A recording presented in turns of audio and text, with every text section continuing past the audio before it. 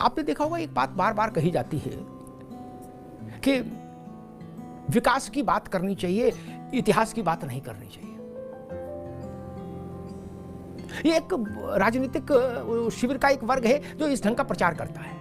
हालांकि वो अपनी सुविधा के अनुसार इतिहास का भी उपयोग दुरुपयोग करता है, लेकिन जब दूसरे पक्ष का कोई व्यक्ति इतिहास से कोई घटना लेकर सामने आ जाए तो तुरंत एक पूरा इकोसिस्टम सक्रिय हो जाता है और कहा जाता है कि इतिहास की बात कर रहे हैं आप, गड़े मुर्दे उखाड़ रहे हैं, विकास की बात करिए। और एक तरीके से ये कोशिश होती है जताने की, बताने की कि जो अतीत से कोई विषय लेकर आया है वो पोंगापंथी है, और जो लोग ये कह रहे हैं कि विकास की बात करिए ये प्रगतिवादी है। ये भारत के राजनीति का, राजनीतिक जीवन का, सामाजिक जीवन का सबसे बड़ा विद्रूप चेहरा है। आप जरा समझिए कैसे। आपने कहा औरंगजेब महान था, रहमदिल बादशाह था, तब कोई दिक्कत नहीं। लेकिन अगर किसी ने उस पर काउंटर कर दिया और कह दिया औरंगजेब आतताई था, बर्बर था, क्रूर था, सनातन के विरुद्ध था, तो तत्काल फतवा जारी हो जाएगा कि आप विकास की बात नहीं कर रहे हैं, आप पुरातनपंथी बात कर रहे हैं, आप इतिहास को लेके चल रहे हैं, इतिहास के पन्ने पलट रहे हैं, आप कबर खोद रहे हैं। अच्छा, आप जब औरंगजेब की तारीफ कर रहे थे तो आप क्या कर रहे थे? ऐसे आगे देखिए, बाबर का मसला आता है। अयोध्या भी बाबर से ही, वहां भी जो मस्जिद थी उसका नाम ही बाबरी मस्जिद था। सोचिए, बाबर के सिपह सालार ने 2 जगह मंदिर ध्वस्त करके मस्जिदें बनवाई, एक संभल में, एक अयोध्या में। अयोध्या में प्रतिकार हो गया, रामलला का भव्य दिव्य नव्य मंदिर बन गया, संभल में प्रक्रिया जारी है। अब उस बाबर को आप महान बताएं तो ठीक है, तब ये सो कॉल्ड अर्बन नक्सल और वामपंथी और कांग्रेस का जो ग्रुप है, वैचारिक ग्रुप, ये आपको अच्छा घोषित करेगा। लेकिन जैसे ही आपने कहा बाबर आतंकी था, भारत पर हमला किया, आप पिछड़े घोषित कर दिए जाएंगे। गाजी सालार मसूद, वो बाबर से भी बहुत पहले का मामला। वो गाजी सालार मसूद ने हिंदू मंदिरों को तोड़ना और हिंदुओं का कत्ल करना, इसके अलावा और कोई काम तो किया नहीं। लेकिन उसको जो लोग संत घोषित कर रहे हैं वो धर्मनिरपेक्ष हैं, वो उदार हैं, वो गंगा जमुना तहजीब हैं, वो भाई और चारा दोनों हैं, जो कह रहे कि ये गाजी बहुत भला आदमी था, संत था, रूहानी ताकतें थी इसमें। और जो ये बता रहा है कि नहीं, गाजी ने भारत का मान मर्दन करने का दुस्साहस किया, भारत की आध्यात्मिक चेतना को कुंठित करने का दुस्साहस किया, भारत के लोगों, सामान्य जन को मौत के घाट उतारा, तो वो कम्युनल है, वो राष्ट्र विरोधी है, वो धर्मनिरपेक्षता का विरोधी है। ये कौन सा नपना है और कौन लोग लेके आते हैं ऐसे अलग अलग साइज के नपने? हमारी चीज इस नपने से नपेगी, तुम्हारी इससे। ये बड़ी विचित्र स्थिति है इस वक्त देश में। और बाबर की प्रशंसा करते करते करते करते समाजवादी पार्टी के राज्यसभा के सदस्य रामजी लाल सुमन राणा सांगा जैसे महावीर को, वीर शिरोमणि को गद्दार कहे जाएं भरे सदन में, तो भी वो धर्मनिरपेक्ष, उदार, भाईचारा, गंगा जमुना सब हैं रामजी लाल। और जो पलट के ये कह दे कि राणा सांगा जैसा तो कोई हुआ नहीं, मां भारती के जितने वीर पुत्र हुए उनमें सुमेरु की तरह है राणा सांगा, तो वो उस पर आक्षेप लग जाएगा कि ये आदमी, ये विचार, ये व्यक्ति, ये संस्था, ये तो देश को पीछे ले जाने की साजिश कर रहे हैं। बाबर को माला पहनाओ तो देश को आगे ले जा रहे हैं, राणा सांगा को गद्दार कहो तो देश को आगे ले जा रहे हैं, और राणा सांगा महान है अगर कोई ये कह दे तो वो देश को पीछे ले जा रहा। ऐसा मूर्खतापूर्ण प्रलाप केवल भारत में हो सकता है। मुझे नहीं लगता दुनिया के और किसी मुल्क में ऐसा मूर्खतापूर्ण प्रलाप हो भी सकता है।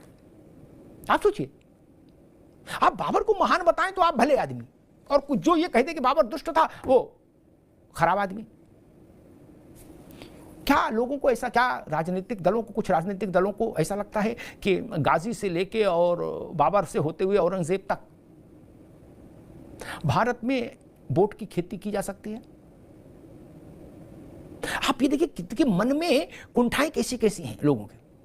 कांग्रेस के एक नेता ने कहा कि साधु संत सांड की तरह कांग्रेस का खेत खा रहे हैं, सांड की तरह। ये भाषा देख रहे हैं आप?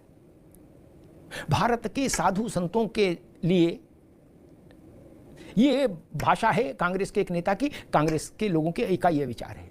क्या यही भाषा कांग्रेस के लोग इमामों के लिए कह सकते हैं, पादरियों के लिए कह सकते हैं? नहीं कह पाएंगे, हिम्मत ही नहीं। लेकिन साधु संतों के लिए कह दिया कि सांड की तरह कांग्रेस की का खेत खा रहे हैं। ये समझने की चीज है, देश को समझने की चीज है कि आखिर भारत में जो लोग राजनीति कर रहे हैं, भारत की जनता के जनादेश से जो लोग सत्ता के आकांक्षी हैं, उन लोगों में भारत के मान बिंदुओं के लिए, भारत के प्रतीकों के लिए इतनी नफरत क्यों है उनके मन में? साधु संतों को सांड बता दिया। गौपालन में, गौशाला में एक बड़े राजनेता को बदबू आती है, बदबू आती है। कोई सोच सकता है कि हिंदुस्तान में कोई ऐसी भाषा भी बोल सकता है कि गाय से बदबू आती है? गाय को हमने अपनी माता का स्थान दिया। हमारे शास्त्रों ने कहा कि गाय में 33 करोड़ देवी देवता वास करते हैं। संपूर्ण आध्यात्मिक चेतना जो है भारत की, हम वो ये मानती है कि गाय का मतलब ईश्वरीय रूप, ईश्वरीय प्रतिरूप। उसको बता रहे बदबू आती है। अखिलेश यादव जी, समाजवादी पार्टी के अध्यक्ष, उत्तर प्रदेश के पूर्व मुख्यमंत्री, वो कह रहे गौशाला खोल ले बीजेपी इसलिए चूंकि उसको बदबू पसंद है, गौशाला में तो बदबू आती है। क्या यही बात आप किसी दूसरे के लिए कह सकते हैं? क्या आप ये कह सकते हैं बकरा मंडी में बदबू आती है? नहीं बोल पाएंगे। ईद पर बकरा कटते हैं, जितनी कुर्बानियां होती हैं, गली गली खून बहता है, छिछड़े बहते हैं, सड़कों पर फेंके जाते, मार वितृष्णा वाला दृश्य होता है। क्या ऐसा वो कह सकते हैं कि इससे बदबू आती है, इससे घृणा होती है, इससे मन में खिन्नता होती है कुर्बानी देखकर? नहीं कह पाएंगे, साहस नहीं। लेकिन ये कह सकते हैं कि गौशाला से बदबू आती है, गाय से दुर्गंध आती है। आप सोचिए, भारत ने किसी भी कालखंड में गाय को सामान्य पशु नहीं माना, पशु माना ही नहीं। उसको मां जैसा दर्जा दिया, मां के समतुल्य माना। और जितने भी भारत के अपने नायक हैं, अगर आप उनके विरुद्ध नहीं बोल रहे तो आप भारत की गंगा जमुना तहजीब के पक्ष में नहीं है, ऐसा एक सर्टिफिकेट फतवा जारी कर देते हैं लोग। और अगर आप भारत पर आक्रमण करने वालों की तारीफ में हैं, उनकी जय जयकार कर रहे हैं, तो आप महान हैं, धर्मनिरपेक्ष हैं, गंगा जमुना है, भाईचारा है और सब कुछ है। मूल बात यह है जिसको मैं आज लेकर आया। आप देखिए कि एक से एक घृणित किरदार है भारत के इतिहास में, जिनको लेकर भारत के मन में भीषण आक्रोश है, सदैव रहा। उन किरदारों को आज सियासत के मैदान में पूजा जा रहा है। सोचिए, राजनेता उन किरदारों को उनका महिमा मंडन कर रहे हैं। ठीक है योगी आदित्यनाथ ने, क्या आक्रांताओं का, हमलावरों का महिमा मंडन राष्ट्र के प्रति द्रोह है, राष्ट्रद्रोह है, देशद्रोह है। और कहा जाता है कि इतिहास का कोई पन्ना आप पलटोगे तो कोई दूसरा भी पलटेगा। ये पन्ना पलटना नहीं है, ये राष्ट्र के विरुद्ध षड्यंत्र है। जो लोग राष्ट्र के मान बिंदुओं का अपमान करते हैं, वो लोग वस्तुतः राष्ट्र का ही अपमान कर रहे होते हैं। कोई भी राष्ट्र अपने मान बिंदुओं से अलग हटकर खड़ा नहीं हो सकता। और कोई भी पीढ़ी अतीत के सबक ज़हन में हृदय में रखे बिना आगे नहीं बढ़ सकती। हम इतिहास को भूल जाएंगे तो हम भविष्य नहीं बना पाएंगे।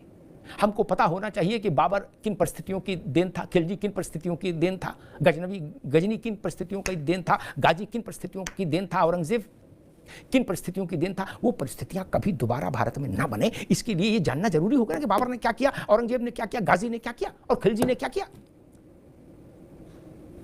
इतिहास से अलग होकर ना वर्तमान जिया जा सकता है और ना भविष्य संवारा जा सकता है। और एक और बड़ी बात, हम अपनी विरासत पर गर्व करें और विकास के रास्ते पर चलें, इसमें कोई टकराव है क्या? नहीं।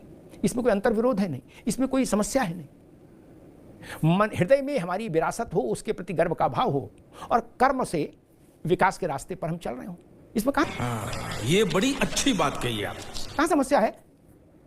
लेकिन वो धूर्त लोग हैं जो ये कहते हैं कि एक छद्म बौद्धिक आवरण पैदा करने की कोशिश करते हैं और कहते हैं कि भाई जो लोग विकास की बात करें उनको अतीत छोड़ देना चाहिए। या अतीत में भी सेलेक्टिव हो जाना चाहिए। बाबर याद रखिए, राणा सांगा भूल जाइए, छत्रपति शिवाजी महाराज भूल जाइए, औरंगजेब को धूप बत्ती दिखाइए। ये जो धूर्तता है, ये बौद्धिक धूर्तता है। इस बौद्धिक धूर्तता से भारत को बचना होगा और भारत के वर्तमान को सबक लेना होगा कि भविष्य में ऐसी बौद्धिक जो धृष्टता है उसका समुचित रूप से बौद्धिक स्तर पर प्रतिकार किया जाए।